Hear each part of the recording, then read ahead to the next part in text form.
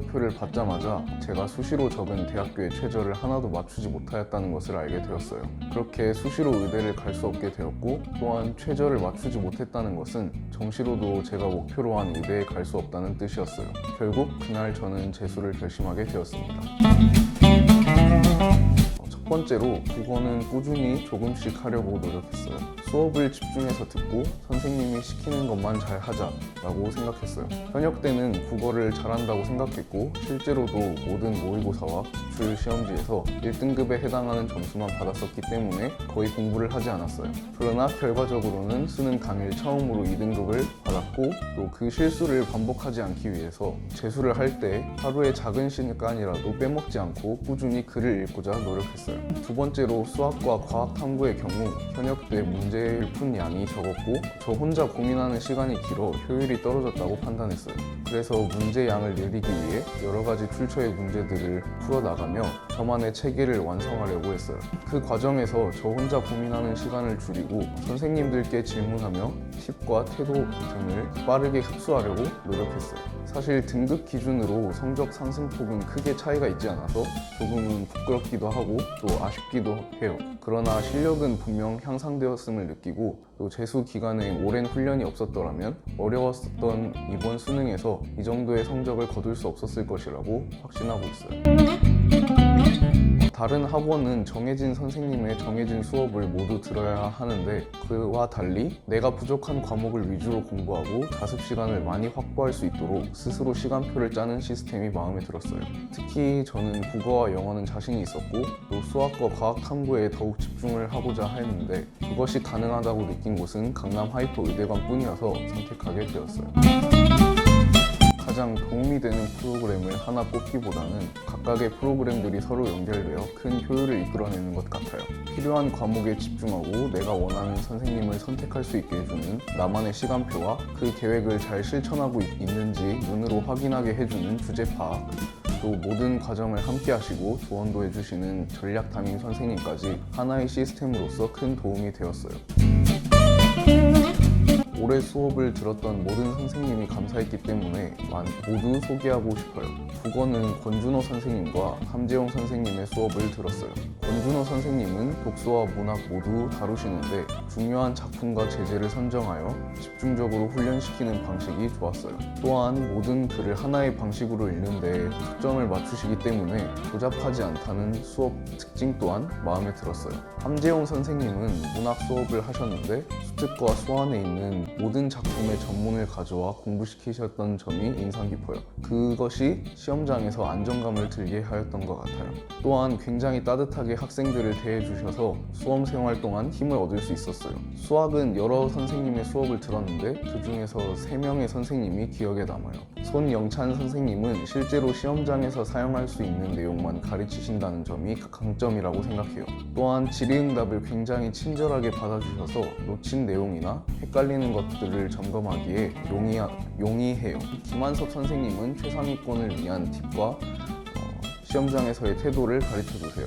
처음 듣는 내용들이 많아서 매 수업마다 충격을 받았던 기억이 나는, 질의응답 시간이 아닐 때에도 질문을 받아주시고 또 개념도 다시 설명해 주셔서 많은 도움을 받았어요.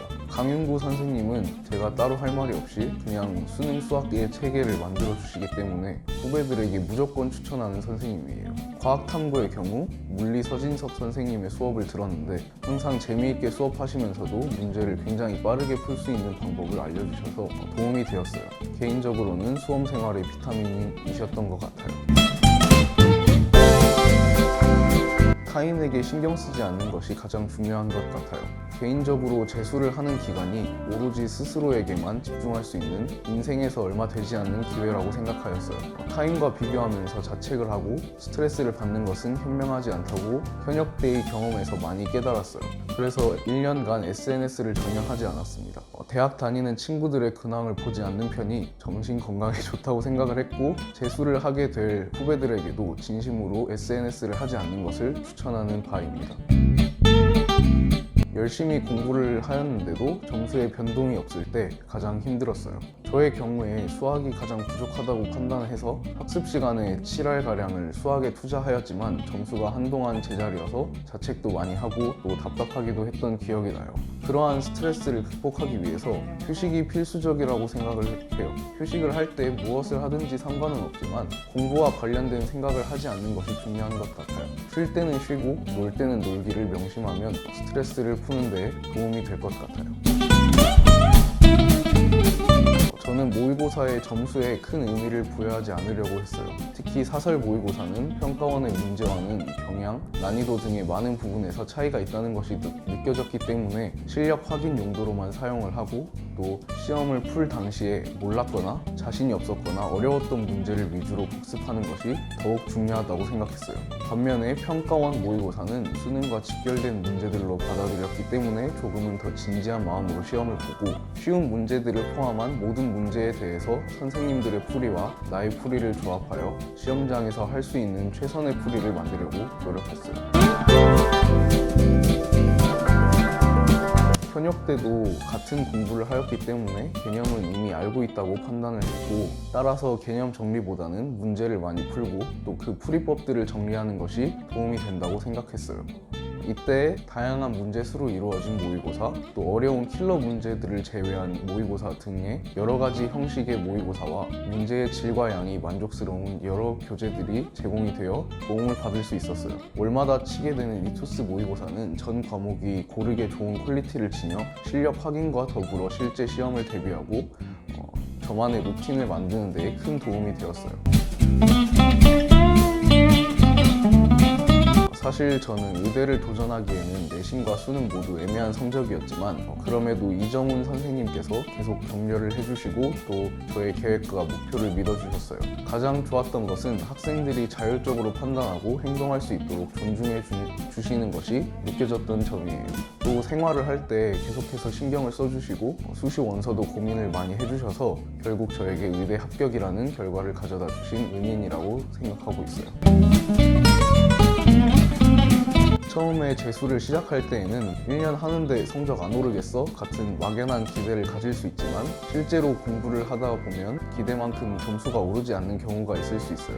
또한 이미 같은 공부를 수년간 해왔기 때문에 하지 않았어도 될 1년이라는 생각이 든다면 그 시간은 꽤 길게 느껴질 것이에요. 때문에 지치지 않는 것이 가장 중요하다고 생각해요. 처음의 결심을 항상 마음에 새기고 끝까지 노력하는 것이 가장 어렵다는 것을 우리 모두가 알고 있지만 또 그렇게 해야만 마무리의 시점에 돌아보았을 때 스스로 만족할 수 있는 재수 생활이 될 것이라고 확신해요. 2025 수험생 여러분 모두 화이팅!